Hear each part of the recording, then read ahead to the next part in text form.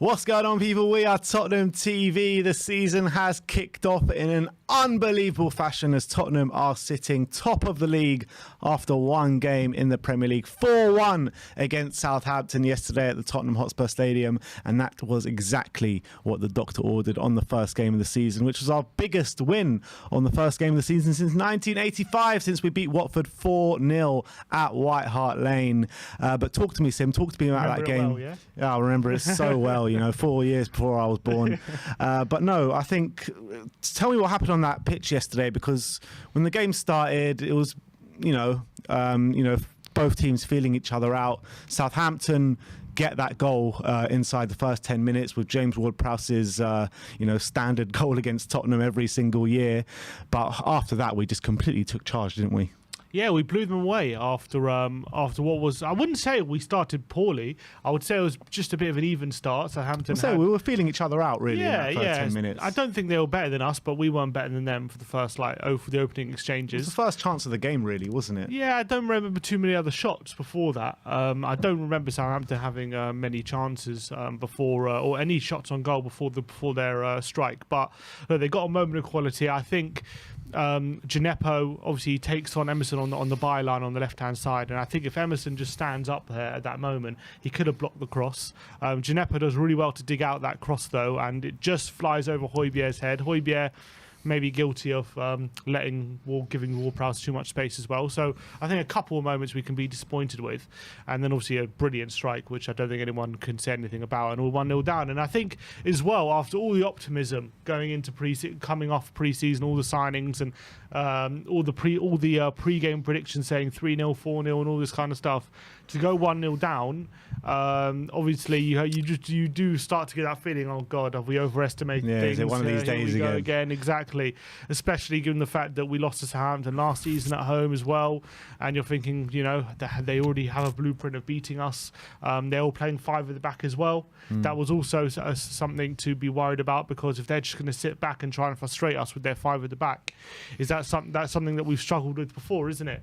So I think going 1-0 down was the worst start possible, and it definitely gave me a bit of anxiety, but I have to say we responded impeccably. We didn't let it affect us. We carried on playing our game. We hit back pretty swiftly. Within 9 minutes, we were back on level terms.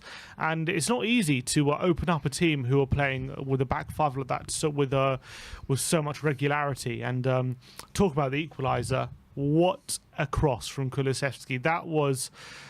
it was right on a plate for Ryan Sessegnon. If you look at the point of where he crosses the ball, where the run of Sessegnon is like behind Walker-Peters, and he just like puts it on a plate right in his trajectory, right onto his head, and from that position to get the cross right to Sessegnon was simply sumptuous. It was an unbelievable assist. It really was. It was absolutely sensational. It was a bit like out of the Harry Kane playbook, that cross from Kulusevski.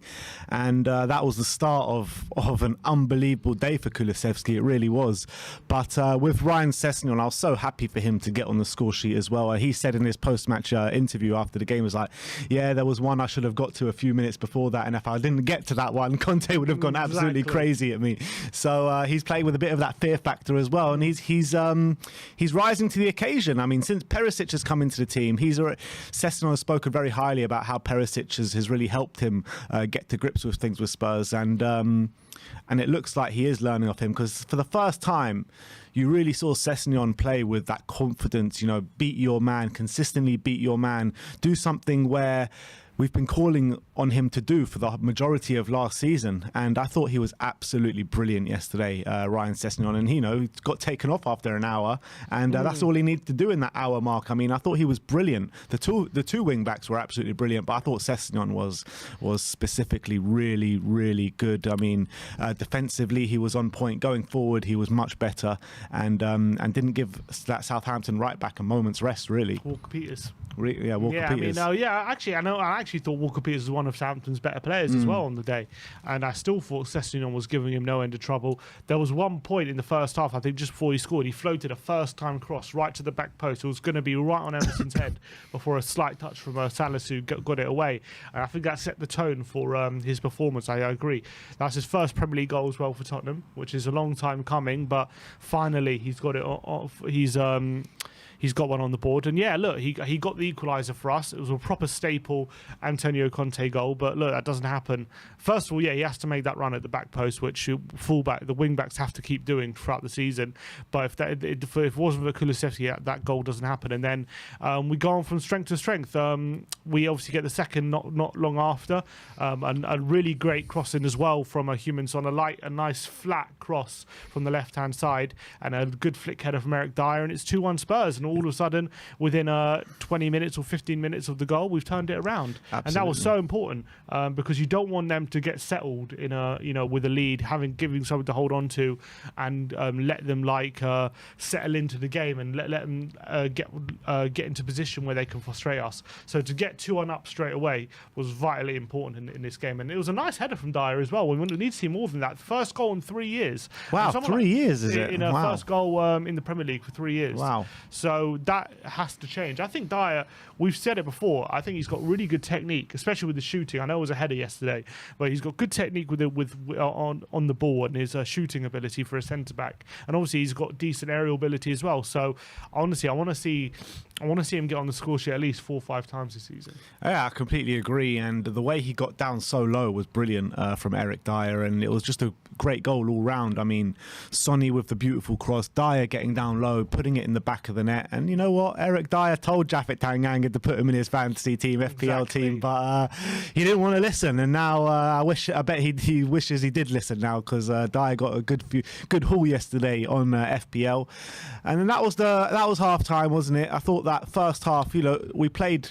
You were about to say something? No, I'm just saying, right at the end of the half, didn't we? We had 2 really good chances. Son got in behind and dribbled past 2-3 players and blazed it over, and then Kane had 1 chance just literally on the stroke of half time, didn't he, which Bazunu was equal to. So it could have been 3 or 4-1 by half time. 100%. And with Kane and Son, I thought both of them actually had good games, especially Sonny. Sonny did everything pretty much apart from put the ball in the back of the net. Exactly. I mean, that was where you're going to mark him down, because he had 2 chances yesterday where Sonny usually puts those away, especially that one where he blazed it over. I mean, but apart from that, I mean, he was showing great energy, will, desire, crossed that ball for Eric Dyer that put on a plate for him. And I thought he was giving Southampton so many problems yesterday, Heung-min Son. I'm very happy with his performance. And on Harry Kane, I think that, a lot of people saying Harry Kane was our worst player on the pitch yesterday, which you could probably make an argument for it, but that does no means to say that he had a bad game yesterday, because I thought he was in the mix.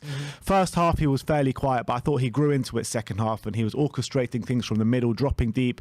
His passing ability was on show, maybe not as good as it has been maybe in the past, but by his standards, you're probably saying that's a poor game, but in actual fact, it wasn't a poor game at all. Right, look, I'm telling you right now, if that wasn't Harry Kane but putting that in performance, I was like, I don't know, Callum Wilson or something, I reckon people give it a 9 out of 10. Yeah, because it's Kane, because his standards are so high, it's like, okay, that was like only a 7 or something. Yeah, exactly. It wasn't as good. Exactly. But on another day, he laid one on a plate for Son late in the game, didn't he? Which Son just didn't get quite right. How many times was he playing Kulusevski through on that right-hand side time after time?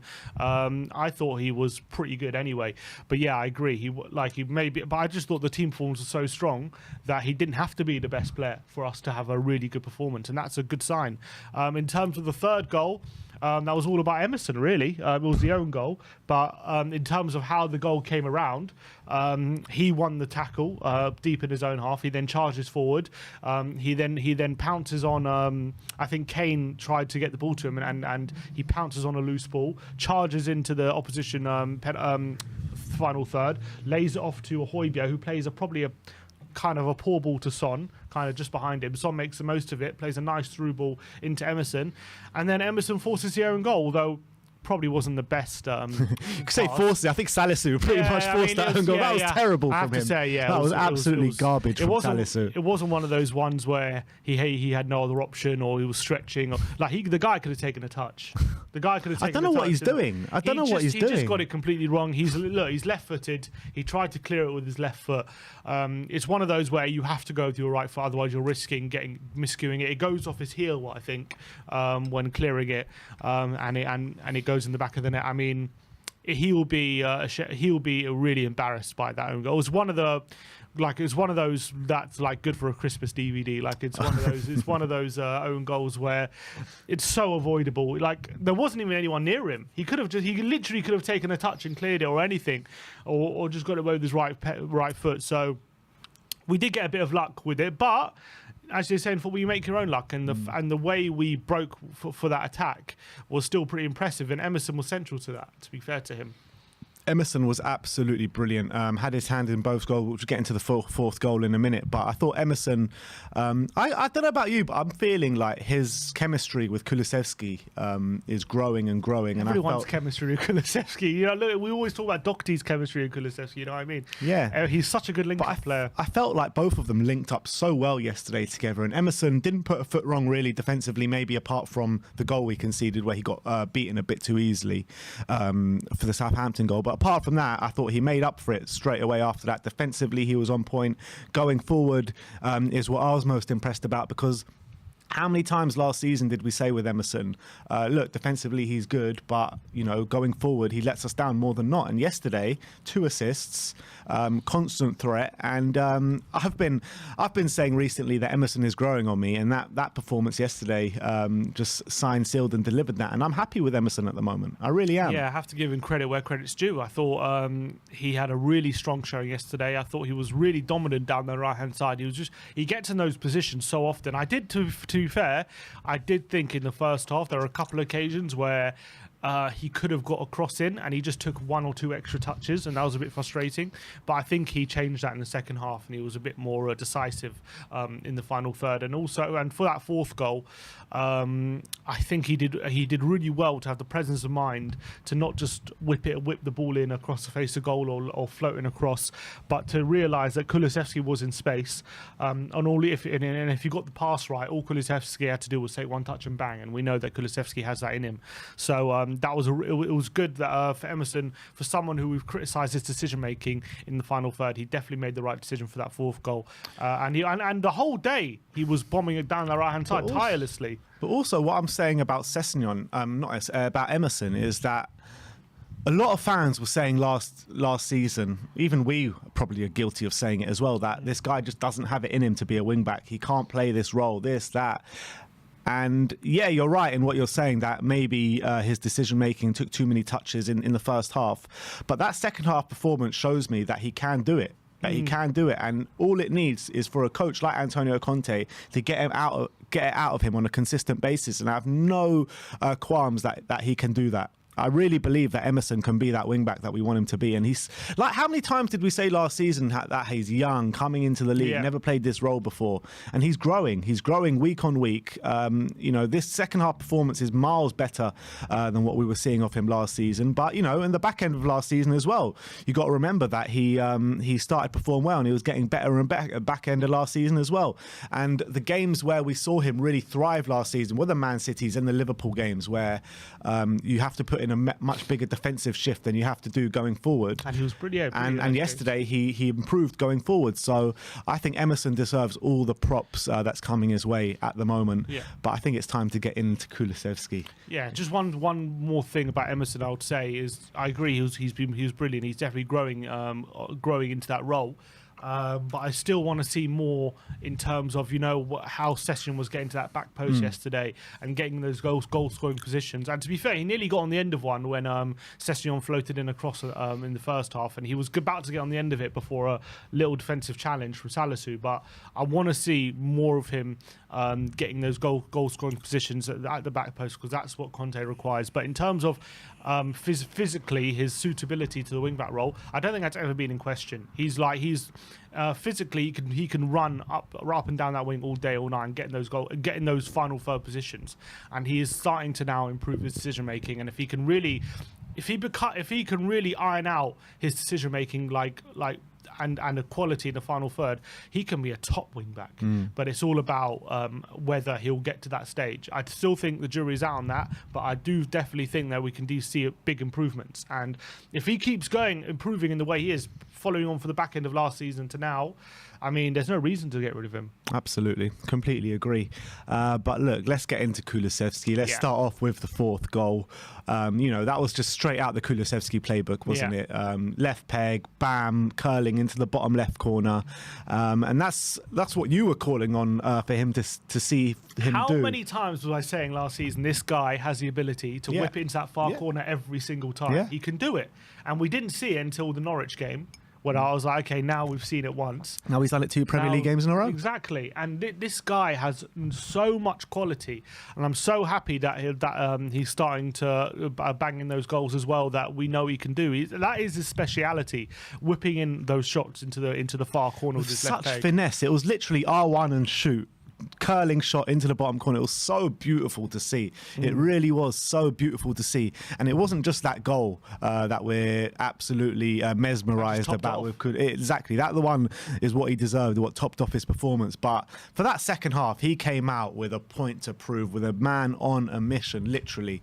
Southampton defence just couldn't get close to him. If they got close to him, he peeled away. If they were like backing off him a bit, he completely rinsed them for fun. I mean, he was absolutely unplayable yesterday. And when Kane and Son are not at their complete best, I mean, I think Son was good in terms of everything in front of goal. Kane probably could have put a better shift. But when those two are not on the top of their game and you have Kulusevski like that, it doesn't really matter. Yeah. Kulusevski, man, he was astonishing yesterday. He was. That might have been his best performance in a Spurs shirt, and that's saying something because he's had some top performances already.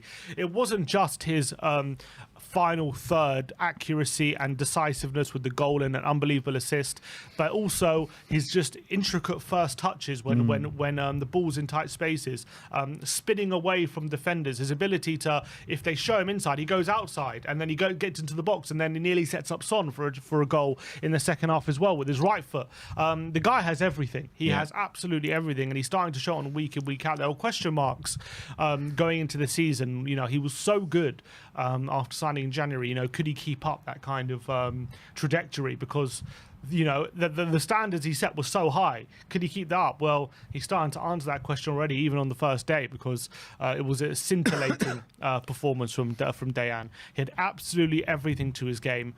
It was such a joy to watch. Every time he gets the ball, it's like something's going to happen. But the thing about him is he has all those. He has brilliant physical ability to hold players off. He's got deceptively quick pace to get away from defenders as well. The amount of times you're seeing that now is time and time again when defenders are going the other way. Just let me pause you there, for a second, talking about his deceptive pace. When he came to Spurs, what was the one thing everyone was saying? Oh, this guy's not quick enough. This guy's not quick enough. How he beats players for fun, for absolute fun, and for a player that's not quick, like bloody hell, what a good player you must be. Yeah, and I kept saying when people were saying I was like, this guy ain't slow. Yeah. I kept saying he's quick. Trust me, this guy has pace, and he's starting to show it now. And it's also just about how the way you can get away from defenders while putting them off balance is something sensational. But it's not just that. It's his presence of mind in the final third as well. It's absolutely top notch. Footballing brain. Yeah, it was incredible. There was a one moment when he's from a corner. Not only, first of all, there's two moments from corners actually. One of them where he whips in an unbelievable ball across the face of goal, which nearly lends in a goal from the outside when we played a short corner. There was another one where he beats a player on the edge of the box. He's looking for an intricate pass, and he plays this lovely through ball to Romero, who tries a backheel back to him, and nearly ended up a goal. And that was an unbelievable pass from Kulusevski. He has these creative sparks in him as well, and not only does he have those creative sparks, but he also has the accuracy and the decisiveness to pull it off as well. It's like when we were talking about Lucas Moura, how often he gets in those positions and then screws up the situations. He would pick the right option 2 times in every 10 situations. Lucas Moura. But Kulusevski picks the right option like 8 times out of 10 or 9 times out of 10. Yeah. That's how good he is in that final third. And that's exactly what Ian Wright was saying on Match of the Day. I mean, when you give this guy time and space to make a delivery, he does not make mistakes. He does not make mistakes. And to have a player like that, to add to Kane and Son in the front line for that front three, I mean, I don't know if anyone has a front three as accomplished as Kane, Son and Kulusevski at the moment. I think it's the best in the league right now. I can't think of a front three right now that tops. I think it just has everything. Mm-hmm. It has everything you could ask for in an attacking trio. And I reckon as well, come the end, like if he's not already thought of Kulusevski, not only as one of the top young wingers in European football, but I reckon he's going to have a reputation by the end of the season as having one of the most lethal left foots in the league. I'm telling you right now. Obviously, you got Salah there, but I'm telling you, this guy has a lethal left foot. And even though he's scored 6 goals, which is a pretty decent return since January, I don't think we've even seen half of what he can do with that left foot. I completely agree. And I think he has the capability of whipping those shots into the corner week in, week out. I'm telling you, this guy could easily break between 10 and 15 league goals this season. Easy. And I am all here for it. He is so exciting, and people underestimate him. And now, are we getting to the stage now where we're saying, like, if we weren't already there, where he's a much better signing than Diaz? Yeah, I mean, I think what they've showed since they've come. Look, I don't think it's a question of what they've shown. It's all about potential, I guess, if you're talking about Diaz. When I'm talking about what they've shown, I mean, Diaz, I think, obviously gets a much higher praise just because he's at Liverpool, but he has played very well since joining, but he hasn't married that with his output yet, with the goals and assists. I think Diaz, for what he's shown in a Liverpool shirt, should be getting more goals and assists. And I think Kulusevski has done that already. And I think when you're comparing the two signings, especially as Diaz plays on the other side as well, I think Kulusevski is a much better signing for us. Yeah, it's a blessing in disguise, I think, at this point, that we didn't get Diaz. As much as he's as good a player he is, Kulusevski has completely done exactly what we've needed, that creative role, but also contributing to the attack on that right-hand side and creating that lethal front three with Kane and Son. I think he's brilliant. I can't look, apart from Salah, right now, I mean, is there a better right winger in the league? And maybe you could argue Mahrez, but Mahrez is in out the team sometimes. I would say right now, as of now, you'd probably put Salah and Mahrez ahead of him. But there's no other one. There's no one else that come close to him. In tweet. When you look at Bukayo Saka, everyone likes to talk about Saka a lot and stuff like that. But Saka's a very good player in his own right. I'm not saying he's not, but he can't put in performances like that. He doesn't have everything to his game like Kulusevski does. He just doesn't. His left foot is nowhere near as lethal as Kulusevski, even though I know he scored 11 goals last season. But none of those. But he doesn't have the quality in that left foot like Kulusevski does, just to whip it in consistently into that far corner. And I think, Kulusevski is one of the most exciting players right now. Definitely in the Premier League and maybe even in Europe on that right hand side. And not bad for a Juve flop, is it? Yes, and they were still what was that Juve guy saying God bless Paratici for letting him signing him for Spurs because he couldn't beat a player. But wow, is he proving people wrong? And I'm telling you now, Juve must be kicking themselves. Big up Gran Mbappe as well. Exactly. He sent us a tweet after the game. We owe him a Kulusevski shirt. We owe him a Kulusevski shirt. You're probably right about that. I have to say, and also I want to give. I guess we've gone over Kulusevski. I want to give a mention to Bentancur as well, because he had a real top performance yesterday. I thought he was really sharp in the centre of midfield. I thought he was starting attacks at will, breaking up players he always does, and there was another really strong showing from him and Højbjerg yesterday. Yeah, I think both of them put in really strong displays yesterday in the middle of the park, strong challenges. Højbjerg as well, in his own right, was starting attacks and stuff like that. He's the one that played the ball over to Sonny for that Dyer goal as well. He also laid another one on a plate for Sonny, I think, in the second half, where Sonny maybe should have done better from. So I think both of them put in really strong performances and made our midfield really hard to beat yesterday. So at the moment, you got to say the 11 that started yesterday all have the shirt, and the new signings have got to work their way into the team at the moment. Damn right. I think that's exactly right. So I'm very excited about what this season could bring to us. I think with all the pre-season optimism to start the season like that as well, exactly how we would hoped. We didn't have a slow performance or a lucky win or anything. We completely blew them away, and that's exactly what we were looking for. when coming into this season. And with all the hope and dreams that we have during this season, we couldn't have started any better. So I can't roll on next week. Honestly, it's a week to wait. It's going to be a long wait because when we play like that, you just want to watch us every day. Literally, and it's no Chelsea around the corner as well. Big game this weekend, and. Do you reckon it's like you asked me the question? Was it a statement performance yesterday? And I don't think it was, because I think that we need to be doing that against all the teams of that kind of level that come to Tottenham Hotspur Stadium. But if we go to Stamford Bridge next weekend and win, is that a statement? How you'd have to say so, especially considering that Chelsea beat us 3 times in a month. I think, wasn't it? Was it three times in a month last year? So definitely show how far we have come if we can go there and really take them to the sword.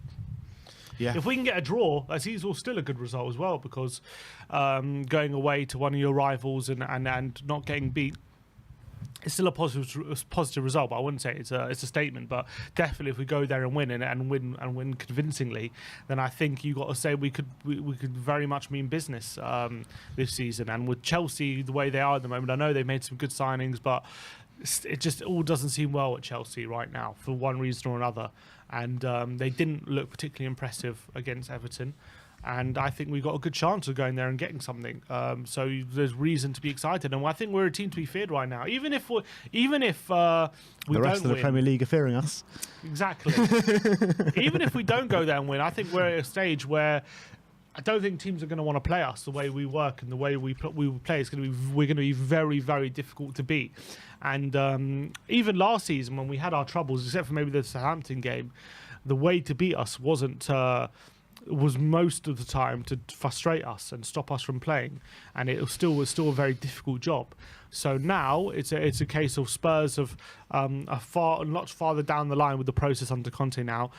Everything seems slicker, faster, sharper. Everyone seems to know their roles even more than they did last season, and I just can't wait to see. And also, none of the new signings were even involved. So imagine when they get integrated as well. There are players like Longley, Bissouma, Richarlison, Spence, Perisic, who are all definitely candidates to break into that first team and be regulars for sure, and they weren't even involved pretty much until the last 5 minutes yesterday. So it couldn't be more exciting right now to be a Spurs fan. I just can't wait. Absolutely. All right, so that is our match review from the 4-1 win against Southampton. So thank you everyone for joining for that. We've got a few super chats to get into before we get into Twitter reacts, and also I want to let you guys know the link is in the community section if you want to come on and have your say. We will be taking callers after Twitter reacts. But let's get into some super chats. Some first one is from Jacob Troughton from New Zealand. So big up, Jacob. And he says, Dad's a Spurs fan and I'm a Chelsea fan. Well, I said big up, maybe not. And he says, I've got to say I'm jealous of Spurs' pure entertainment. Everyone bombing forward with direct intent. I miss Conte. Good luck for the season-ish.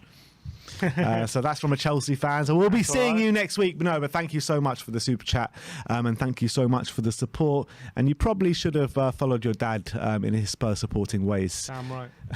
Brian Churnett, my grandpa, with the super chat as well. And he says, man of the match was Conte. His strategy is brilliant for taking the 7 months of building a team, carries on with and gradually bring the new signings in. And I think that's absolutely spot on from Grandpa.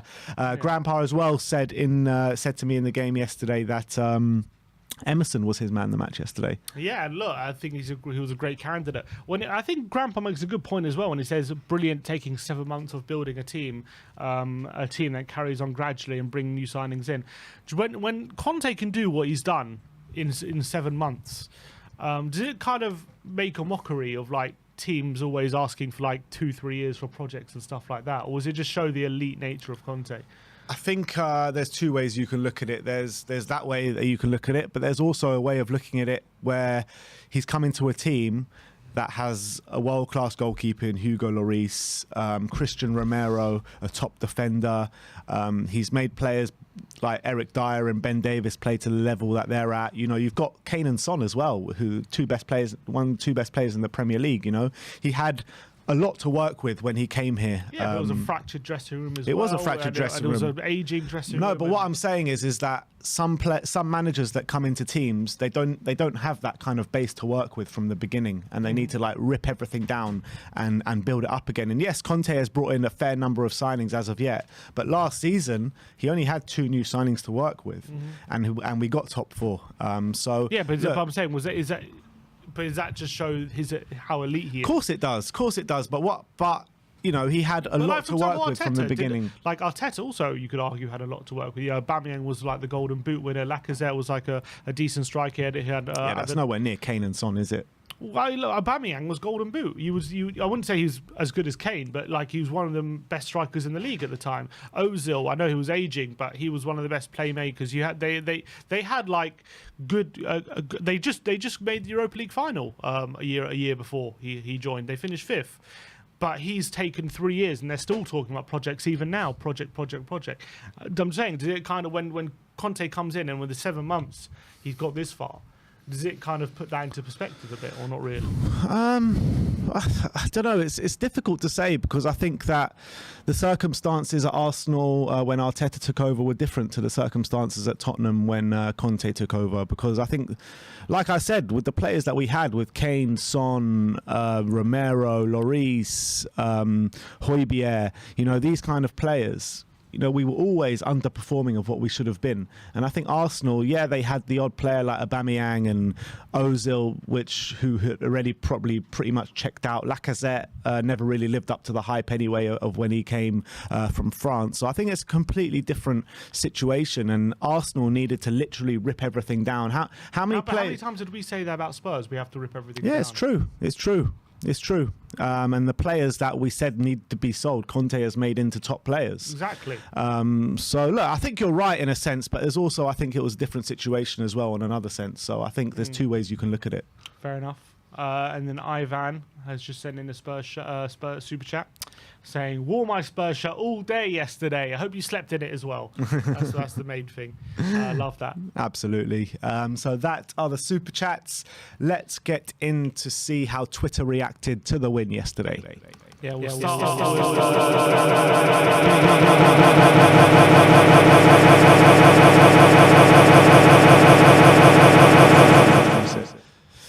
You know how to fix it? Yeah.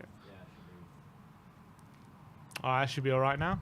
All right, and now let's go and see how Twitter reacted to the 4-1 win yesterday. We'll start with Graham Mbappe. He said this is what he said when he first came on the channel back in January. Kulusevski is more suited to the Premier League. That was his prognosis, and he said, I think it's time WeAreTottenham to offer me a Kulu shirt. And I think you might be right. A few more goals, and I think that shirt has to be coming to Graham Mbappe's way. And you know what? We are in the process of making a gimme Kulusevski shirt, so maybe we'll just have to send one to Graham Mbappe. 100%. I think he's out one. Terry from the Football Terror says Kulusevski was a better signing than Luis Diaz. But he's put the gauntlet out there. I wonder how many Liverpool fans in his mentions going mad at him. But I think at the moment, I don't think it's debatable who's been the better signing. You can argue it's debatable who's the better player, but in terms of as of now, who's been the better signing, I don't think that's a debate right now. Completely agree. I think Kulusevski's well clear. And also, when you're talking about Luis Diaz and Kulusevski, they both cost the same on FPL, right? 8 million. And I think the majority have all gone for Diaz over Kulusevski. Yeah, I've gone for Diaz. You went for Diaz over Kulusevski. Because I didn't have any Liverpool midfielders, so I needed one. Because I got Kane and Son, so I needed one. But he did hit the bar, to be fair, yesterday. Yeah, he did. There's Eric Dyer saying, I told Tanganga to put me in his fantasy team, but he didn't have any belief in me. But there you go. Eric. I would absolutely love to see the FPL squads of the Tottenham players. There's a Twitter account, I can't remember the name, who looks at all the FPL accounts of the player, and he looks at any... Because he looks at all the accounts for all the Premier League players, because he looks for any clues of like injuries and stuff. So if someone's I remember that from last season. Yeah, so I got to find that Twitter account again. That's brilliant. Can you search for people on FPL? I don't know. I think you could. I think he knows what leagues they're in and stuff like that. But I don't know if you can search for them. I don't know. I don't really know that too much about that. Danny Aaron's FIFA Ultimate Team says Kulusevski is the best Swedish player the Premier League has ever seen. Better than Zlatan, is he? Is he better than Lundberg? Lundberg, he's got a long way to go. He's only been here for since January, so I think he needs a bit more time. I mean, Lundberg was in teams that won titles and stuff like that. So once Spurs win the title in the next 2 years, then we can start talking. He's only 22, maybe. You know the way he's going at the moment. I think exactly. He's only 22, so it's a bit early to say. Yeah, but the way he's going, if he keeps it, he's this good at 22. If he carries on this trajectory, then he will be the best. 22. He will be the best. Isaac Kim says, my game day fit made by this legend at Digital Play days ago. Give me. It's a great shirt. I like that. Good stuff there. Spurs International says, a thing with this Kulusevski now as competition from Richarlison narrative we keep hearing from outside the media is annoying. What they don't get is that Richarlison will be at his best and better than Everton when Kulusevski is on the pitch with him. And I think that's a decent point. I think Richarlison with Kulusevski could be quite deadly, with Richarlison making those runs from the left-hand side and Kulusevski being all creative. Looking forward to that kind of link-up. No one's even talking about Richarlison from yesterday, that he wasn't even involved at all. I mean, how devastating our attack can be. We can bring Richarlison in as well. Yeah. Absolutely amazing. Matt Hayes, being on Matt Hayes, says, I'm scared about how much we're all about to fall in love with Ryan Sessegnon. His end product was unrecognisable today. Decision-making and quality was so much better, in brackets, not perfect. The goal wasn't perfect, but they all count. What a talent. Matt Hayes says, even that disallowed goal, the finish on that right foot, running at pace like that was outrageous. I would shut up about that if it were Kane and Son. And he did finish that like he was Sonny, didn't he? With that finish. Shame was just offside, but shows the confidence has in the moment. And if he can, and the thing is with Sessegnon is that season for Fulham where he scored like 16 goals or something in the Championship, it shows he knows where the goal is. He has that in him to score regularly. Yeah, and he looks like a different monster in terms physically as well, Ryan Sessegnon. I think that it came out yesterday, I think, from Danny Kilpatrick or Ali Gold or one of these guys saying that Ryan Sessegnon, just before he came back for pre-season for 2 weeks, worked with a top boxing conditioning coach. And it seems as though he's reaping the benefits of that already, because he's come back in absolutely firing shape and firing form. And, Perisic has got to do some work to get the shirt of him. Definitely. It's going to be difficult at the moment. Justice for Shukri Abdi says, it's settled then, ? This is a quote retweet of the conversation we had about Kulusevski and Saka. Remember that? They were like couldn't believe we were like even set the words that were coming out of our mouth. Like Kulusevski's better than Saka. They were like they didn't even compute in their minds like it's even a conversation, and it's not a conversation. No, not at the moment, because Kulusevski's clear. Brian Daigle says with his video, absolutely, he says, my very lucky We Are Tottenham TV t-shirt with the stain must remain. Meet the freezer meet We Are Tottenham TV with the stain must remain. Yes, I'm crazy, I'm nuts, but every time I do crazy things, but our Spurs official reap the rewards.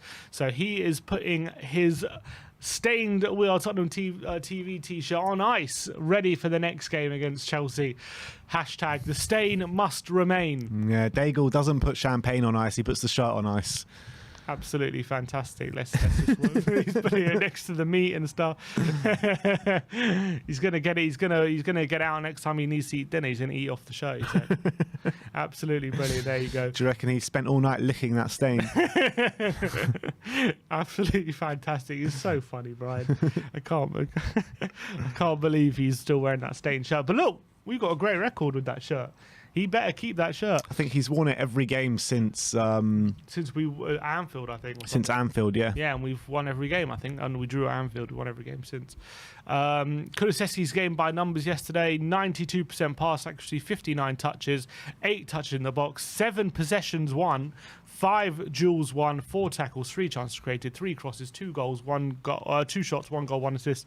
And what I think the most impressive stats no one's talking about here: 4 tackles, 5 duels won, 7 possessions won. It's his Cess. No, this is Kulusevski. Oh, Kulusevski, wow. So this guy is doing monstrous defensive work alongside being our most creative attacker as well. And I had him captain on BetMate yesterday. Unbelievable. He had a serious game yesterday. Here's Eric Dyer, Romero beating up Eric Dyer after his goal yesterday, which I thought was quite funny. He's just slapping him, just giving. Romero's the funniest guy. He's savage, He isn't just he? beats him up. Just look at it, he gives him a good old. He gives him a punch in the side here. The first. Look at this one. He just gives him a big. I love Romero so much. He's so funny. Ahead of the curve says Spurs are so dangerous. They're always playing dangerous balls into the box. None of this constant recycling nonsense that certain teams do. Do you think Spurs? Obviously, it's a different approach to teams like City and Liverpool, where we're not so. Obviously, we had most possession yesterday, but we're not so like Possession focused. Yeah, we're not so bothered about we have to. Every moment of the game, we have to have possession and keep control and recycle possession, all that kind of stuff.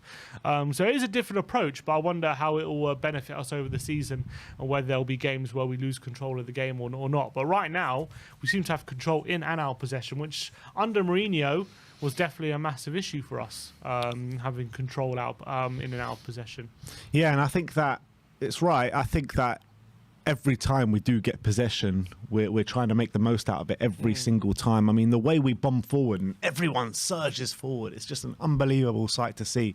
Everyone's getting involved. And I tell you what, get the Spurs wing-backs in your fantasy teams right now, because the way they're pushed up so high up the pitch, they're going to be involved so much throughout the season. They really are. Yeah, definitely. Scouted Football says Kulusevski's assist for Spurs, its first goal, was extraordinary. So much power and accuracy on a flat cross over a long distance, almost like it was a laser-guided missile onto Ryan Sessegnon's head. Great technique. Absolutely. Yeah. And you know what? Yeah, when I was watching the highlights after the game yesterday, I must have replayed that Kulusevski's cross about 1,000 times. I mean, it was just absolutely amazing. Like pinpoint, the whip on it, the curl on it, the way he shaped up to cross it as well. I mean, it was just so good. Yeah, so good. It was absolutely brilliant. The score says Tottenham scored 4+ goals on the opening day of the season for the first time since they beat Sheffield Wednesday in '95, which was Klinsmann's debut. So 2 more unique goals. I thought we played Watford first that season, but I don't know. No, this is a different stat. Oh. This is the first time they've scored 4 goals on their opening day since '95. The stat you read out was our biggest opening day. Right. That was 4-3 that game, wasn't it? When it was Klinsmann's debut. So a long time since then. And BLTHFC says, the football season has started when the If That Was Xhaka card is played by Arsenal fans straight after a Spurs game. If what, sorry? If That Was Xhaka card. To what, sorry? Because they've been complaining about a couple of our challenges should have been red cards. Oh, I see. Saying if that was Xhaka, that would have been red card. Yeah, someone messaged me yesterday and they were like, Romero should have been sent off. For what? No, there was one challenge which was a bit aggressive, like in the second half, which he wasn't booked for. But there was a bit of a scissor action, but it wasn't a red. I think the scissor action makes it look worse than it was, but there wasn't that bad of a contact on Romeo. But Arsenal fans like to complain, don't they? And then this guy, Skipjack, with a picture of Conte after Le Grove says, 2 red card offences for Spurs today. Neither of them were given. New season, same story, disgrace of a team. And then Arsenal fans, honestly, man, they're too much. And then he just posted this picture of Conte drinking a glass of wine. Can't they just concentrate on their own team? Definitely, and they never can. Spurs also says Tottenham played a Premier League game at home at 3 p.m. on a Saturday for the first time since beating Burnley 5-0 in December 2019. That's actually mad. So that's 3 years ago. That was the game where Sons ran the whole length of the pitch. Yeah. And that's the last time we played at home on under a Saturday Jose. at 3 p.m. That's mad. It's crazy. It's a long time ago.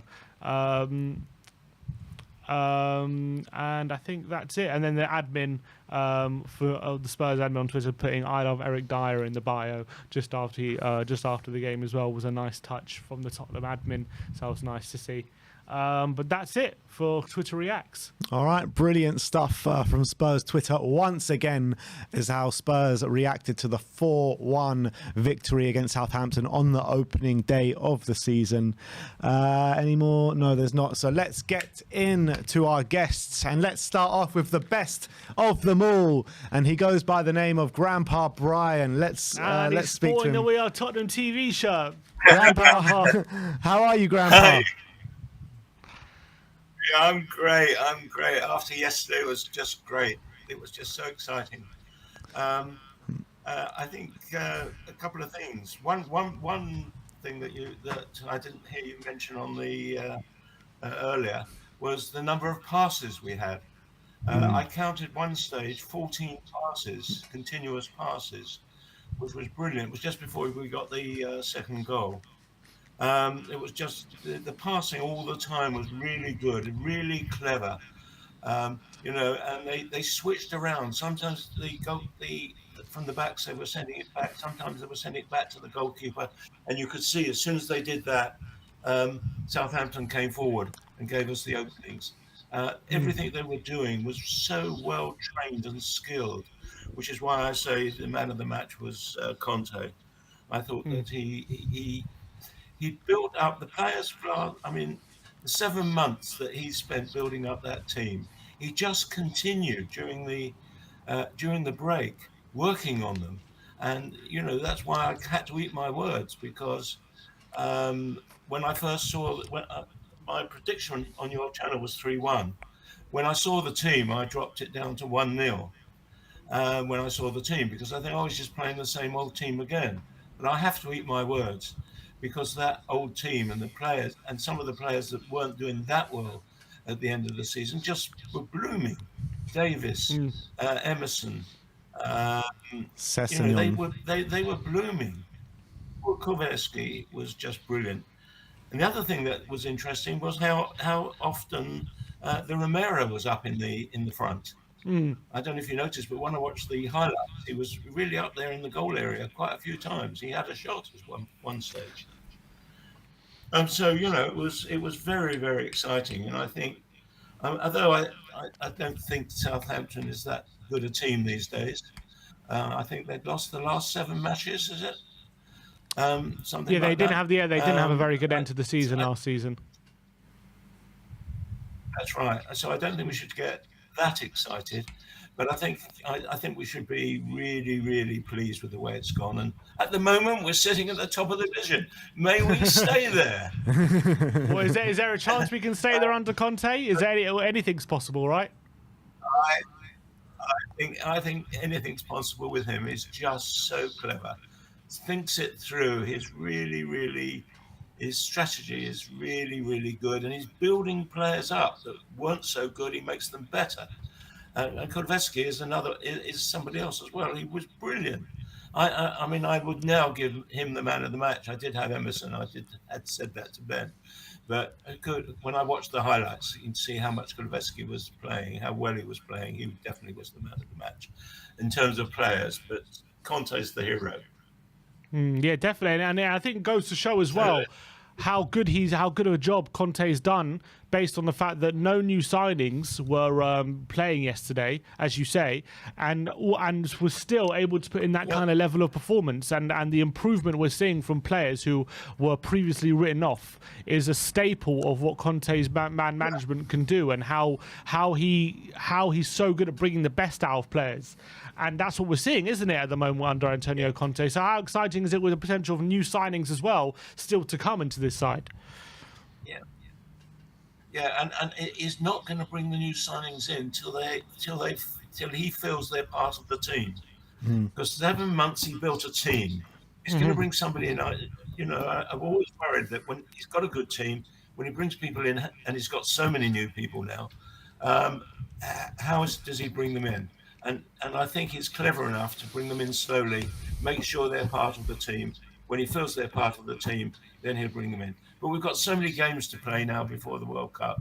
That's when he's going to spend his time until once we start have two matches in a week. Then he's going to have to use the new players. Yeah, and by then he should have 2 teams, 1 team. Yeah, and come on, you guys. Big up, Grandpa. Great. Grandpa, how good was it to get back into the stadium yesterday?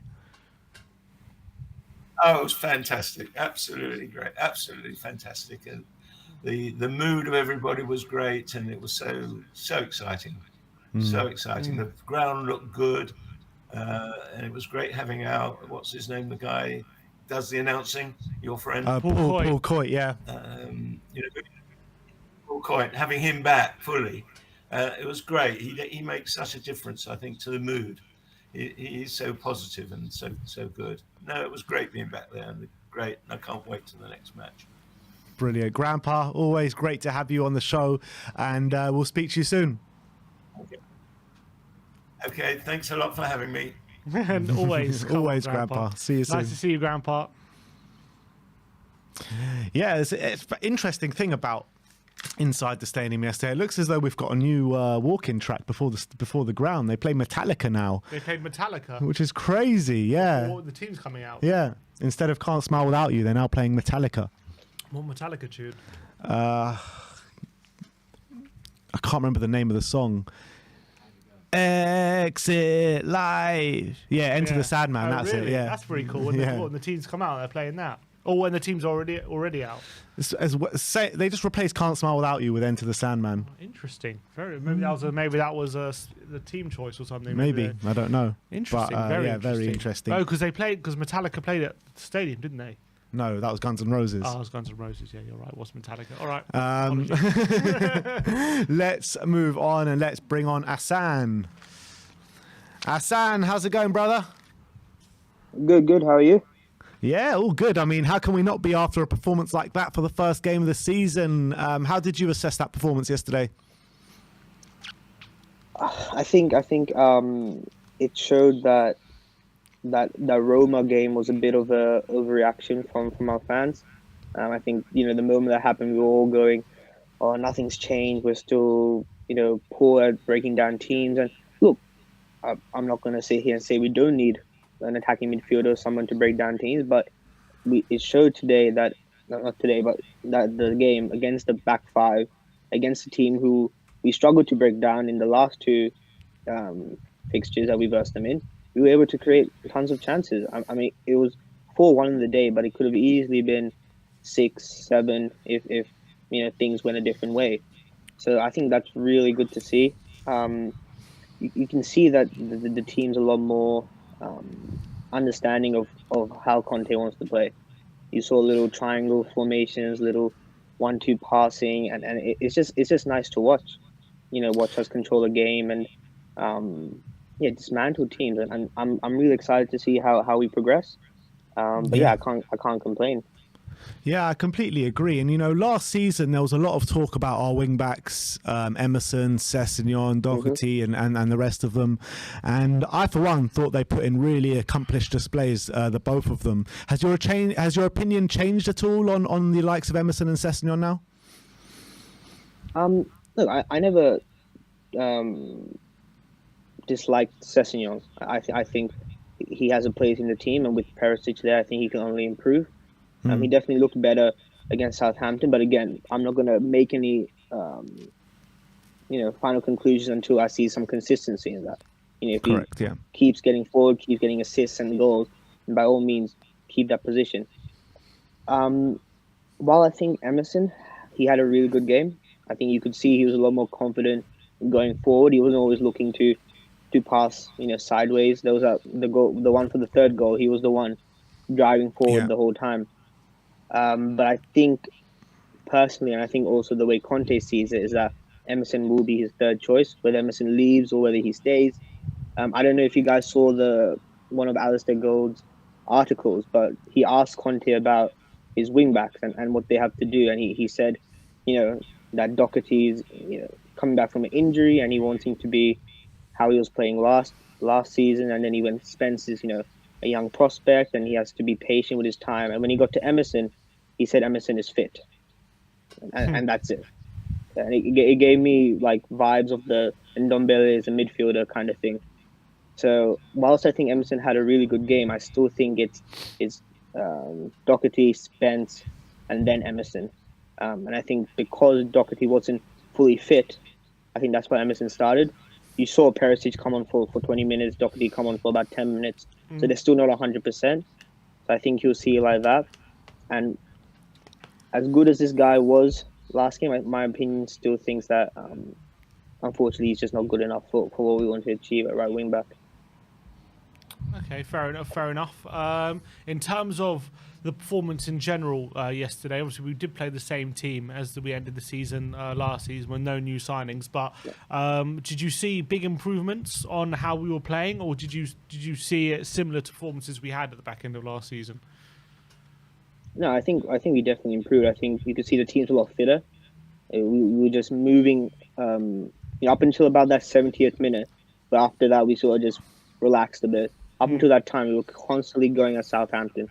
Even after we conceded the goal, I thought we were pretty unlucky to be going 1-0 down. I thought we started off well, but constantly up until that 70th minute, it was going at Southampton, creating chances, going at their goal, keeping possession, quick passes. We weren't. I think in some games last season, especially against teams with a low block, we would pass it around the back a couple times, then we'd chuck it to our wing backs, and the wing backs would pass it backwards, and it was just so slow and repetitive. But then you saw, like Romero, he was constantly switching that ball to Ben Davies, and then he was pushing up to Sessegnon, and Sessegnon was cutting inside to Son, and you could see that there were definite patterns that Conte had implemented in that team for this specific game, for whether it's for every single game. So I saw a massive improvement, and the fact that all 6 signings were on the bench. When that 80th minute came on, you got Longley coming on, Basuma coming on, Perisic coming on. Richarlison didn't even play. I think it's nice to be excited, and it's nice to see how much we've improved over this pre-season. Brilliant. Hassan, absolutely brilliant stuff once again, and we'll see you next time. Yeah, come on you Spurs. Come on you Spurs. Come on Hassan. Big up, big up, big up. And look who we have next. We have our Polish friend, Mr. Michael. Michael, how Hello, are you? guys. I see a big smile on your face after that 4-1 win yesterday. Talk me through it. Yeah, that was an absolutely amazing game. To be honest, we started watching it with my girlfriend, and she sat through first 30 minutes where we conceded 1 goal, and my immediate thought was oh, here we go again. All the hype, before the season, and we get slapped with James Ward-Prowse goal. So I was feeling a bit down because of it, but I still had faith, and it turned out to be a quite convincing and easy match after all. So, I'm buzzing for this season, and I'm scared shitless before next match. Chelsea is still a curse for me. No matter how good we play, I still feel like they the fixture at Stamford Bridge scares me. That's all. Yeah, no, that's understandable. From the performance yesterday, what did you notice in terms of the difference from to how we were playing maybe last season or the back end from last season to how we were start the season yesterday? First of all, I noticed a lot more courage and conviction in our players. When I saw Sessegnon and Royal on the ball, they didn't look let's say scared. I feel sometimes they looked a bit scared in the previous season. They didn't want to take their player on. They took too many touches to just be sure that they don't fuck something up. And yesterday I saw a lot more freedom, let's say, that they didn't feel as much pressure, in my opinion. And I was really convinced by the performance of both of them, which I didn't think I would ever say. And in terms of other players, I'm really happy that we didn't need Son and Kane to play their A game to win the game. That's refreshing to feel that way. Yeah, I completely agree about that, and the fact that we weren't so reliant on them yesterday, hopefully is an indication that during the season, we're going to have a lot more joy when Kane and Son are having off days, because last season that didn't really seem to be the case. In fact, it was our first time we've scored a goal in a game for 15 games without Kane and Son scoring. Wow, so that, really? Yeah, 15 games. Yeah, 15 games, which is incredible, isn't it? Yeah. And that was a worry, isn't it, coming into this season? Because in pre-season, Kane was the only one seeming like he could score in the pre-season. And now you actually come into the season, you've got everyone chipping in. You've got Kulusevski chipping in. And, oh, what's that? Cat behind you. Nice little cute cat there. Yeah, but no, you got... two cats actually. Two cats. There is the other one behind it. Yeah, oh, you can see the other one right now. Oh, there you go. But, you know, you had Emerson, not Emerson, you had Sessegnon chipping in, Eric Dyer chipping in. So what a sight to see all these players now chipping in with the goals. You're still there? You're still there? Is he gone?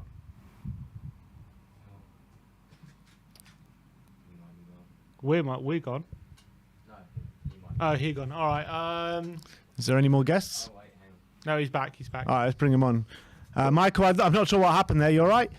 Yeah, of course. I'm not sure because my internet was working, so I don't know. Maybe something fucked up. Doesn't matter. Anyway, you're back now. You're back now. So just tell me how pleased you are seeing all these different players chip in with the goals now.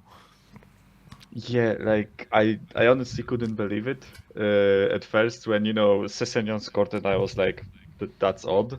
Like, of course, I expected the first goal of the season to be Son or Kane. Then Dyer scored, and I was like, "What the fuck? How the hell does, you know, how the hell are we in this situation where two of our defenders scored, and Son and Kane didn't have like pretty much anything to do with either goal? Like, I know Son assisted, but you know, it's like it's mad to think about, and I'm honestly so excited because I'm convinced that Son and Kane will score like around between 15 to 20 goals each, at least in the league. And, you know, now when you add like maybe 4 or 5 goals from Sessegnon, let's say 3 goals from Dyer, you know, and all the other players start adding up to that tally, that's massive because like usually we only had like 2 or 3 scorers. Right now, I am convinced that we will have like Kulu with at least 10, you know, a couple of defenders with at least 5, 6 each. That's massive. That's what wins you games that, you know, when your forwards are marked out of the game, then someone else has to step up, right? And seeing our defenders actually talk plenty about him, but he's so good.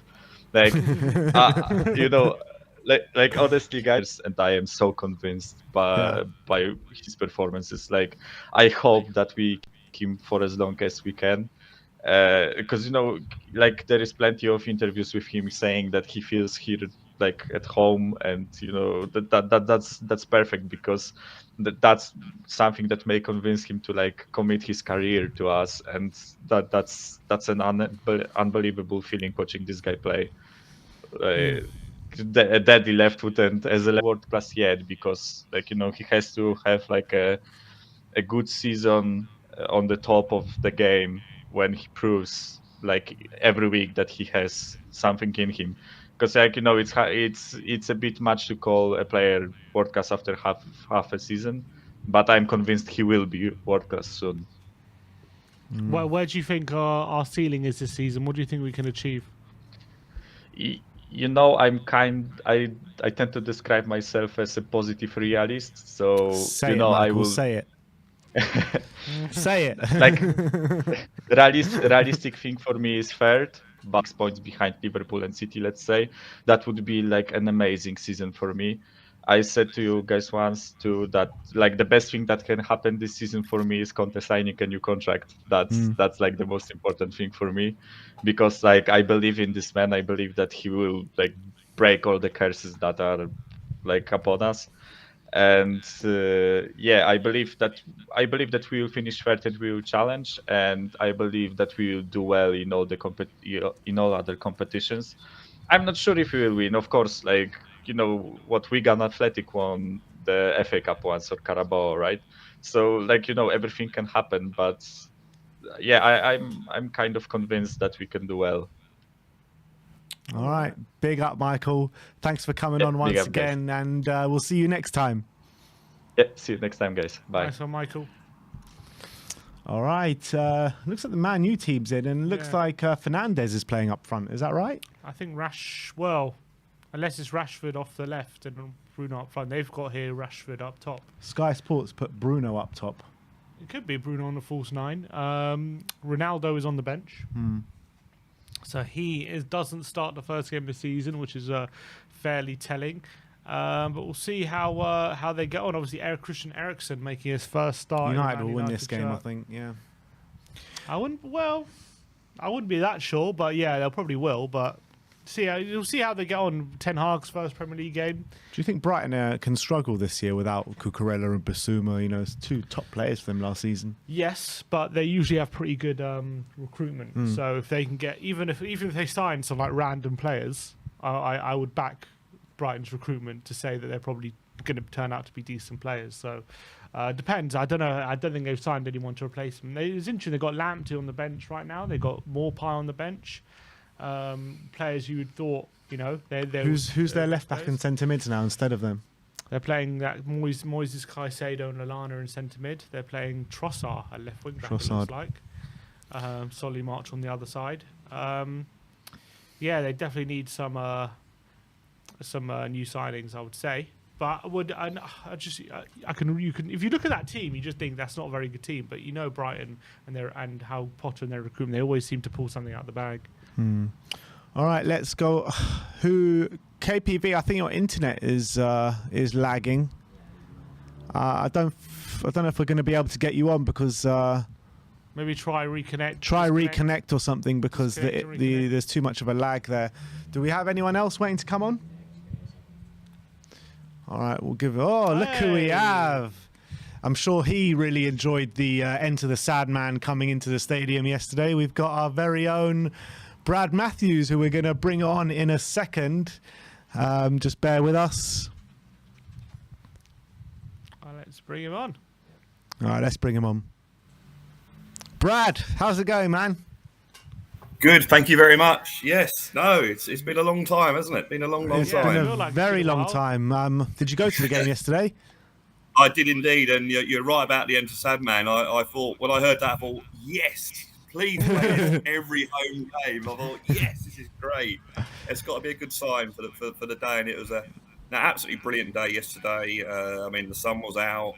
The crowd was amazing. We had over 61,000 there yesterday, which for Southampton, I thought was a really good crowd. And you sort of got that feeling in the bars, that they're pretty packed in the bars. So, but yeah, I thought yesterday was, well, what can you do? You play Southampton, you're expected to win, and we won it well. We won it comfortably, you know, so I'm well happy with yesterday. Brad, there's been a lot of pre-season optimism going into this season, hasn't there, with the signings we've had and you know, and with Conte and everything going on in the club. Do you think yesterday's performance justified all the pre-season optimism? I think it did insofar as it was a very professional performance by literally, well, it was the team that finished last season, and I think we can get better. I mean, I didn't like conceding the goal, but we can get better. We looked fit, and I think the pre-season has obviously, you know, starting the pre-season has helped. I don't want to get carried away because I'm actually optimistic for this Come season, on, Brad. It's no fun when you don't get carried away. Come on. Conte says you have to be a dreamer. Exactly. I'm definitely a dreamer. Definitely a dreamer. No, I'm to challenge for the title, but then, you know, if Liverpool or Man City drop off for whatever reason, you know, we could be up there. So I like what Conte's saying, add to it, and eventually we'll start to close the gap. He also said in one of his interviews that teams like Liverpool and Man City have had Klopp and Guardiola have been there for 5 or 6, 7 years, and it takes time. So that to me indicated that as long as we keep him happy, he's going to be at Tottenham for a while. And if that's the case, and we add to the squad, I think maybe not this season, but certainly next season and the seasons following, I think we should be up there or thereabouts challenging for titles, which is what we really want at the end of the day. At Liverpool, but talk to me about his performance yesterday and who has been the better signing. Oh, he's been amazing. I mean, apparently since I don't know if you watched Match of the Day, they had a stat that he's the third highest goal scorer and assists in the Premier League since he joined Tottenham. And the only two people that beat him are Kane and Son. Yeah. So Tottenham at the moment, our front three have got the best goals and assists since February. So no, he even looked stronger yesterday, I felt. And I think someone made the comment he was making tackles, getting back there, and and he seems to have a sort of a I wouldn't say he's quick, but he's got this sort of pace that sort of I don't know how you describe it. I think you describe. Yeah, he's got that, and he's got that turn of pace when he gets the ball and goes. I think that's where he has that advantage over the players trying to defend against him. But yesterday, to add to that now, and I think what Conte is doing, he's going with his tried and tested team that he knows, that know his tactics, and I think the other players will be gradually integrated into the team as they get to know. Because one of the pre-season's criticisms that people were saying was, "Oh, we rely on Kane too much." And yesterday we won 4-1 without them not really doing a lot. I mean, Kane had a lot, and we didn't rely on Kane and Son. And we seem to have a tall, strong team out there that don't take any prisoners, which I really, really like. Absolutely. Brad, we'll probably see Perisic gets more games, but then he's a World Cup winner, played under Conte, so I think that's sort of like a given. I have a feeling that Jed Spence is going to be a good player this season. I've got a feeling that he's a Conte, even though it's supposedly a Spurs signing and Conte gave it the green light, but he's a Conte player. He's tall, strong, fast. He gets forward, and so I didn't see him having an influence this season. It might take him a time as he gets to know the Premier League. But I think Spence is going to be. I think he's going to be a surprise. So a lot of people have written him off, especially when they, with the he's only a Spurs signing, blah blah blah blah. But I think he's going to be good this season. All right, brilliant stuff, Brad. Always great to chat to you, my friend, and we'll speak to you soon. Good.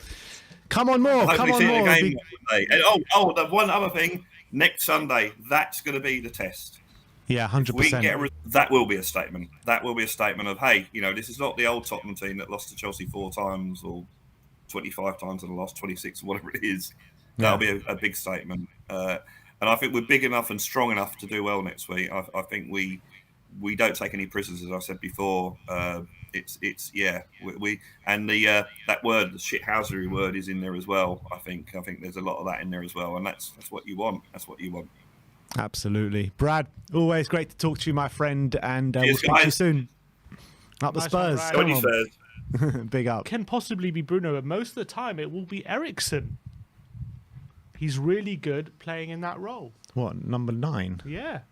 That's nuts. Eriksen is a false 9. I wonder how I would never have put those two together. Eriksen in a false 9. I wonder how he would perform in that role. I mean, he's a good fit. I mean, with Rashford and Sancho running on, maybe he could be good, and he's obviously a good long-range shooter. I'm definitely going to keep an eye on that. We shall see. We shall see. The game kicks off in about half an hour. Eriksen is a false 9. How's Carl's internet? Is it? It's all right. All right, let's bring him on. Yo. Yes, KPV. How you doing, mate? Go on, Carl. I'm good, and I'm happy we won. But I just want to say one thing quickly. So if you heard the music in the background when I joined, it was too loud. So if you heard that, you probably would have heard it. Were you playing steps? I wasn't. The DJ was. Okay. Wait, turn off in the background. I can hear myself. Sorry? Turn off in the background. I think I can hear myself. Turn what off in the background? I can hear myself. I think there must be some echoing I can hear. Sorry about that, Carl. We'll try and get Are there people waiting in the background? No, there's no one else in the background, Carl. It's just you. It's just us, me and you, Kyle. Oh, okay. Yeah. Tell me about the game yesterday, Kyle. Let me know your thoughts. Come on, it was brilliant. Yeah, it was, wasn't it? What a win. Who was your man of the match? You know the answer. Ginger from Sweden. Yeah. And I've got to go Kulusevski I think we've been calling him to score his first home goal, and that's what we've been wanting, and I've got him in my team. Ben, I don't know why you have Romero, mate, but you need to bring Kulusevski in, mate. Yeah, but if I was going to take Romero, I can't bring in Kulusevski. If I want to bring in Kulusevski, I need to take out Son. Well, I've got Kane, Son and Kulusevski. Can't you take someone else to bring? You can have the front three. To do that, I'd probably have to play my wild card or something. Yeah, Kulu was brilliant, though. Like, the celebration he's been doing every time he scores is brilliant. And two England defenders finally scoring, like Sessegnon and Eric Dyer. Like, come on. People been saying they don't like Dyer, but one man does, it's Bobby Kay.